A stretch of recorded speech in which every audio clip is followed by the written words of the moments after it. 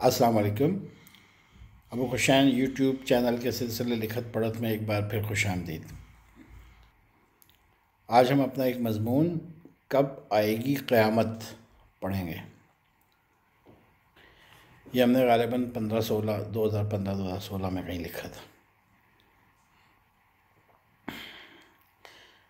آئیے شروع کرتے ہیں۔ کب آئے گی قیامت؟ یہ سوال اپنی ذات میں ایک ایسا ٹاپک ہے جو مسلمانوں کی محفلوں میں 1400 سال سے زیر بحث چلا آ رہا ہے۔ ہر محفل میں کوئی ایک سب سے زیادہ عقل مند اور قابل مسلمان اس پر اپنی عقل کے مطابق لیکچر دیتا اور بقیہ محفل کان لگا کر سنتی نظر آتی ہے۔ چنانچہ میں نے سوچا کہ میں کیوں پیچھے رہوں، مجھے بھی حق ہونا چاہیے کہ میں بھی خود ساختہ ہی صحیح اس محفل کا دولہا تو بنوں۔ سو میں نے خود ہی یہ صحرا اپنے سر باندھ لیا اور بٹھا لیا آپ کو سنانے کے لیے۔ دراصل قیامت عرف عام میں ایک suspense thriller and adventure drama series کے پہلے ایپیسوڈ کے لیے استعمال ہوتا ہے۔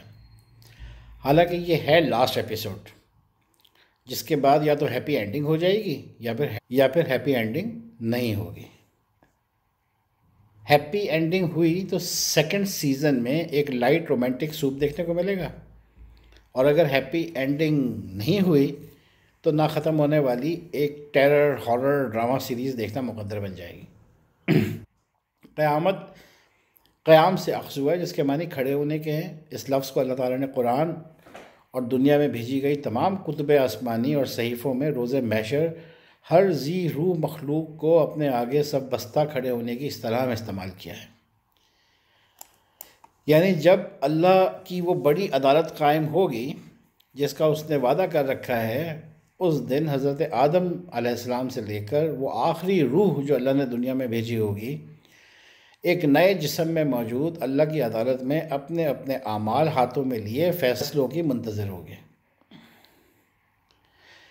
یہ وہ دن ہوگا جس دن کا خالص و واحد مالک کو منصف اللہ سبحانہ و تعالیٰ ہوگا، اور کسی کو اختیار نہ ہوگا کہ وہ کسی بھی معاملے میں کسی شخص کی سفارش کر سکے، الا یہ کہ اللہ ہی کسی کو اجازت دے دے۔ اس دن کسی پہ ظلم نہ ہوگا بلکہ پورا پورا انصاف ہوگا۔ یہی دن ہوگا جس دن انسان کو عدالت، انصاف، منصف، جزا اور سزا کی حقیقی معنوں سے شناسائی حاصل ہوگی۔ انسان جلد باز ہے۔ اللہ رب العزت سورہ انبیاء کی آیت نمبر 37 میں فرماتے ہیں، خلق الانسان من اجل، یعنی انسان جلد باز بنایا گیا۔ بھلا جس نے بنایا وہی نہ جانے گا کہ اس نے اپنی کس مخلوق کو کس فطرت پہ تخلیق کیا۔ انسان جبلتاً جلد باز ہے۔ وہ جب علم حاصل کرنے جا رہا ہوتا ہے تو خواہش کرتا ہے کہ ایک دن میں کل علم حاصل کر لے۔ جب عملی زندگی میں قدم رکھتا ہے تو یہ خواہش کرتا ہے کہ بس فوراً ہی اپنے پیشے کی بلندیوں کو چھو لے۔ انہی اجرتوں میں گھرا الجھا انسان ایک دن یکدم اس دنیا سے کوچ کر کے اپنے عزیز و اقارب کے لیے مدتوں سے ذہنوں کو پراگندہ کیے رکھنے والے ایک سوال کا جواب چھوڑ جاتا ہے، مگر وہ جواب اس کے چاہنے والوں میں سے بہت کم ہی سمجھ پاتے ہیں، اور وہ یہ کہ مرنے والے کی قیامت کا دن آ گیا، اور جلد یا بعید ان سب کی قیامت برپا ہونے والی ہے۔ یہی ہے وہ سوال جس کا مرنے والا اپنی زندگی میں جواب ڈھونڈتا رہا اور اب سوگوار ڈھونڈ رہے ہیں۔ اللہ تعالیٰ نے اس سوال کا کبھی کوئی ٹھوس جواب نہیں دیا۔ قرآن میں کفار و مشرکین کی طرف سے اٹھنے والا یہ سوال کہ کب آئے گی قیامت کثرت سے رقم ہوا۔ کچھ مقامات میں اسکرین کے اوپر لکھ رہا ہوں، یہ اس میں پہلے سورت کا نمبر ہوگا، پھر آیت کا نمبر ہوگا۔ اسی طرح سے وہ تمام آیات میں لکھ دوں گا، آپ چاہیں تو جا کے ریفرنس کے لیے چیک کر سکتے ہیں قرآن شریف سے۔ یہ جو آیات لکھی ہوئی آ رہی ہیں، ان تمام آیات کے اندر یہی سوال تھا، اور کہتے ہیں یہ وعدہ کب پورا ہوگا اگر تم سچے ہو، پوچھتے ہیں فیصلے کا دن کب ہوگا، آپ سے قیامت کی بابت پوچھتے ہیں کہ اس کا قیام کب ہوگا۔ ان سوالات کا ٹھوس جواب اللہ نے دینا مناسب ہی نہیں سمجھا، بلکہ رسول اللہ کو ایک ایسا جواب دینے کی ہدایت کی گئی کہ منہ پہ تالے لگا دیے جائیں۔ مثلاً جیسے سورہ یونس کی آیت نمبر 49 میں فرمایا، کہہ دیجئے محمد صلی اللہ علیہ وسلم، میں تو خود اپنی ذات کے برے اور بھلے کا بھی مالک نہیں، مگر جو اللہ چاہے۔ ہر امت کا ایک وقت اجل مقرر ہے، جب وہ وقت آتا ہے تو ایک گھڑی بھی دیر نہیں کی جا سکتی اور نہ جلدی ہی کر سکتے ہیں۔ مزید آیت نمبر 50 میں حکم دیا جا رہا ہے، کہہ دیجئے تو اگر تم پر اللہ کا عذاب رات یا دن کو آ جائے تو عذاب میں ایسی کون سی فائدہ مند چیز ہے کہ مجرم اس کو جلدی مانگتے ہیں۔ مزید فرمایا آیت نمبر 51 میں، کہ پھر جب وہ عذاب آ چکے گا تب اس پہ ایمان لاؤ گے؟ اب مانتے ہو اور تم اس کی جلدی کرتے تھے۔ سورہ قیامہ کی آیت نمبر 6 میں ارشاد ہو رہا ہے، انسان پوچھتا ہے کہ قیامت کا دن کب قائم ہوگا۔ اس کا جواب اللہ رب العزت کیا دے رہے ہیں، پڑھیں۔ پس جب آنکھیں چندیا جائیں گی اور چاند بے نور ہو جائے گا اور سورج اور چاند اکٹھے کیے جائیں گے، اس دن انسان کہے گا کہ بھاگنے کی جگہ کہاں ہے؟ ہرگز نہیں، کہیں پناہ نہیں۔ اس دن آپ کے رب ہی کی طرف ٹھکانہ ہے۔ اس دن انسان کو بتا دیا جائے گا کہ وہ کیا لایا اور کیا چھوڑ آیا، بلکہ انسان اپنے اوپر خود شاہد ہے، گو وہ کتنے ہی بہانے پیش کر دیں۔ سورہ نازعات کی آیت نمبر 42 میں فرمایا، آپ سے قیامت کی بابت پوچھتے ہیں کہ اس کا قیام کب ہوگا۔ یہاں بھی جواب تحریر ہوا ہے۔ آیت نمبر 43 سے لے کے 46 تک فرمایا، آپ کو اس کے ذکر سے کیا واسطہ؟ اس کے علم کی انتہا آپ کے رب ہی کی طرف ہے، بے شک آپ تو صرف ان کو ڈرانے والے ہیں جو اس سے ڈرتا ہے۔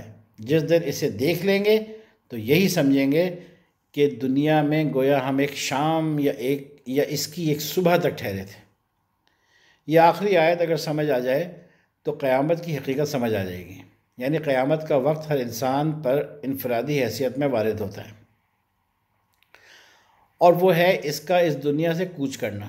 جیسے ہی اس دنیا سے انسان کا رابطہ منقطع ہو جاتا ہے، اس کی کتاب بند کر دی جاتی ہے۔ اب نہ اس میں کچھ اضافہ ہوگا اور نہ ہی کمی کی جائے گی، اور ہر انسان اپنی کتاب لیے روز محشر رب تعالیٰ شانہ کے حضور پیش ہوگا۔ نیز وہ خود شاہد ہوگا اپنی کمائی پر، اور خوب جانتا ہوگا کہ وہ کس منزل کی طرف روانہ کیا جائے گا۔ اس دنیا میں جب تک سانس باقی ہے، منزل کے تعین کا اختیار انسان کے اپنے پاس ہے۔ چنانچہ اللہ تعالیٰ سورہ یاسین کی آیت نمبر 69 اور 70 میں فرماتے ہیں کہ ہم نے نبی کو شعر نہیں سکھایا، شعر وہ جو غالب والا شعر ہوتا ہے، اور نہ ہی ان کے لیے مناسب تھا۔ یہ تو فقط نصیحت اور واضح قرآن ہے تاکہ جو زندہ ہے اسے ڈرائے اور کافروں پر الزام ثابت ہو جائے۔ یہاں یہ بات ثابت ہو گئی کہ ہدایت زندگی میں ہی میسر آ سکتی ہے، مرنے کے بعد تو الزام ثابت ہو جائے گا اور سزا کا جواز مکمل کر دیا جائے گا۔ قیامت کا انفرادی حیثیت میں وارد ہونا سورہ حج کی آیت نمبر 55 سے بھی ثابت ہوتا ہے۔ فرمایا، منکر قرآن کی طرف سے ہمیشہ شک میں رہیں گے یہاں تک کہ قیامت یکا یک ان پہ موجود ہو یا منحوس دن کا عذاب ان پہ نازل ہو۔ یہاں اللہ نے اپنے عذاب اور قیامت کو علیحدہ کر کے بیان کیا کہ قیامت یکا یک ان پر موجود ہو، اور دوسری طرف فرمایا کہ منحوس دن کا عذاب ان پہ نازل ہو۔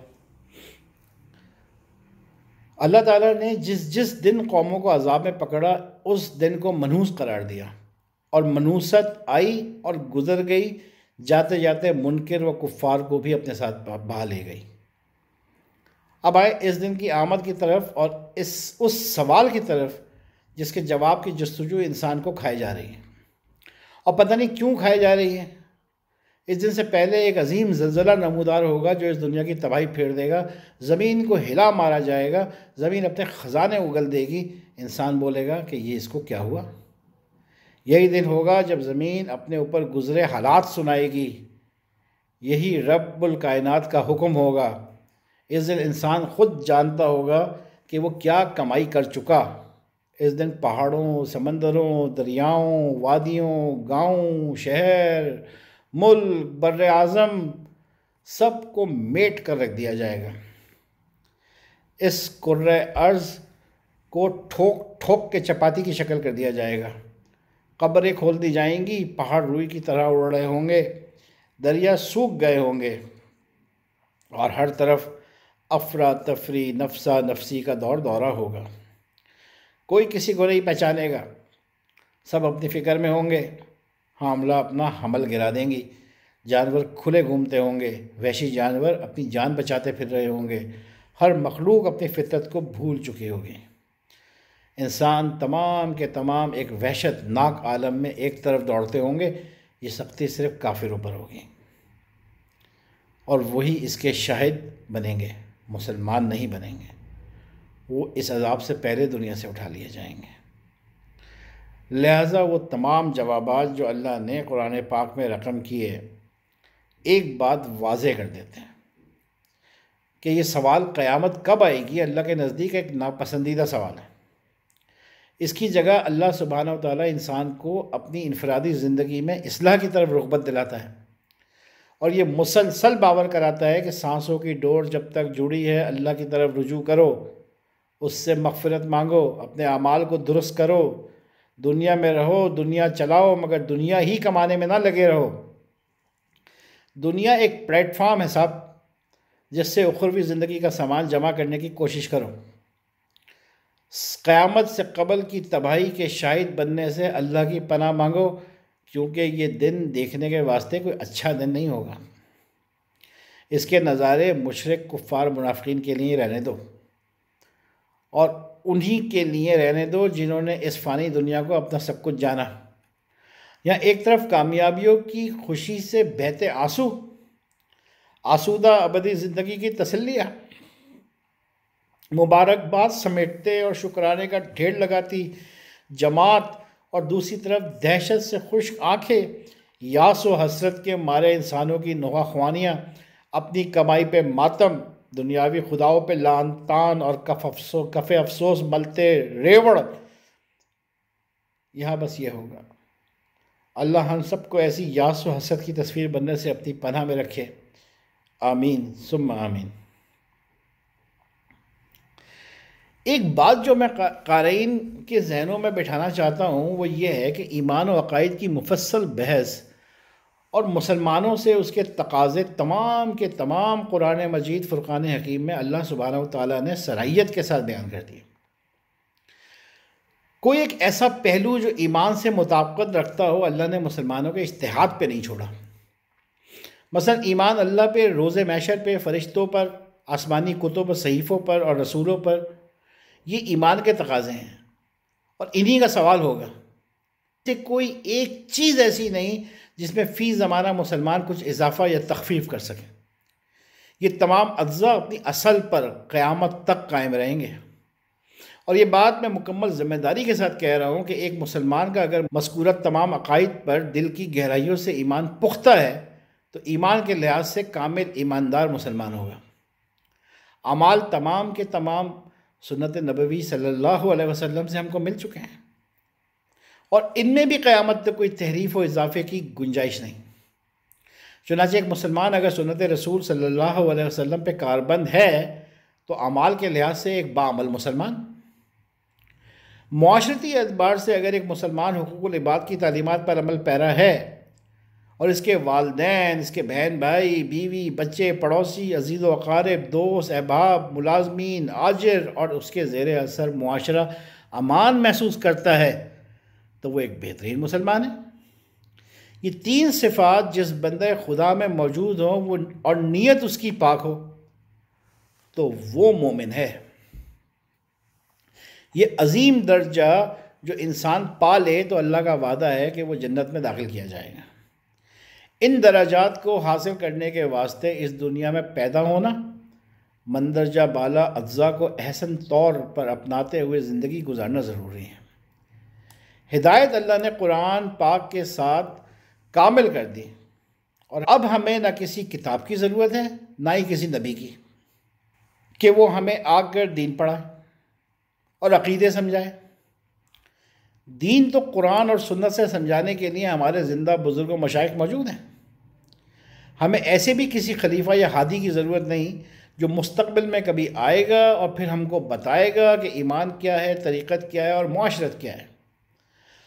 ہم کو کسی سابق نبی یا رسول کا بھی منتظر نہیں ہونا چاہیے ہوں تو ہم اپنے ایمان کو پروان چڑھائیں، اور نہ ہی کسی ایسی نشانی کا ہی منتظر ہونا چاہیے کہ وہ ظاہر ہو تو ہم ایمان کو مضبوط کریں، کیونکہ ہم نہیں جانتے کہ وہ ہادی، رسول، نشانی پہلے ظاہر ہوتی ہے یا ہمارا وقت رخصت۔ جی البتہ اس بات پہ یقین ہونا چاہیے کہ جب چھٹی کی گھنٹی بج گئی تو پھر وقت ختم، اس میں نہ ایک سیکنڈ کی تاخیر کی جائے گی، نہ ہی ایک سیکنڈ کی جلدی۔ اور ایک دفعہ انسان کی روح پرواز کر گئی تو کون آیا، کون ظاہر ہوا، کیا نشانیاں دکھائی گئیں، اس سے کسی کمائی میں نہ اضافہ ہو سکتا ہے نہ ہی کوئی تخفیف۔ لہذا اسلام کو سہل انداز میں اپنائیں صاحب، جیسے کہ اللہ اور اس کے رسول نے اپنانے کا حکم دیا ہے۔ دین کے احکامات پہ عمل پیرا رہیں، معاشرے میں ایک مثالی کردار ادا کریں اور اللہ سے مغفرت طلب کرتے رہیں، اور اللہ سے مغفرت طلب کرتے کرتے اس دنیا سے رخصت لیں، بالکل اسی طرح جس طرح ہمارے بزرگ یہاں سے چلے گئے۔ قیامت کے دن اپنے آپ کو اللہ کے حضور حاضری کے لیے تیار کریں، نہ کہ اس ٹو میں وقت کھپائیں کہ وہ کب وارد ہوگی۔ قیامت تو لازمی وارد ہوگی، اس میں کوئی شک نہیں، تاکہ اس دن بدلہ دے دیا جائے نیکوکاروں کو ان کی کمائی کا اور بدکاروں کو ان کی بدکاریوں کا۔ اللہ رب العزت ہمارے اندر ہدایت کی طلب و پیاس پیدا فرمائے، اپنی جناب سے ہدایت کاملہ و عاجلہ عطا فرمائے، ایک کامل ایماندار، باعمل اور بہترین مسلمان بننے کی توفیق نصیب فرمائے، اور اسی حالت میں اس دنیا فانی سے رخصت فرمائے۔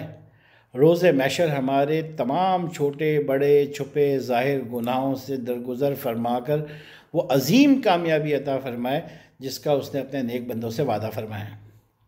اللہ ہمارے والدین کے ساتھ نرمی و رحم کا معاملہ فرما، ان کی مغفرت فرما، ان کے درجات کو بلند فرما، ان کی غلطیوں، لغزشوں اور گناہوں سے صرف نظر فرما، ان کو قیامت کی وحشتوں سے، صدموں سے، نا امیدیوں سے اپنی مضبوط امید اور آسرا عطا فرما، ان کو دوزخ کی آگ سے، جہنم کے عذاب سے اپنی حفاظت عطا فرما، ان کو معاف فرما دے میرے رب، ان کو کامیاب فرما دے میرے مالک، ان کو بغیر حساب کتاب کے جنت میں داخلہ عطا فرما۔